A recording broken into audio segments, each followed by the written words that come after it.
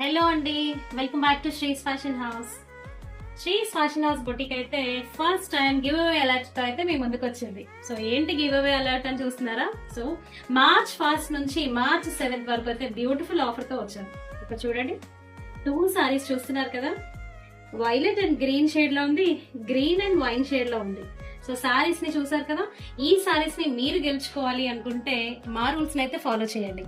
So మీరు follow చేయాల్సిన rules ఏంటి అంటే, నెంబర్ 1, మీరైతే ఫస్ట్ మా యూట్యూబ్ ఛానల్ ని సబ్స్క్రైబ్ చేయాలి, అలాగే ఇన్స్టాగ్రామ్ పేజ్ ని ఫాలో అవ్వాలి.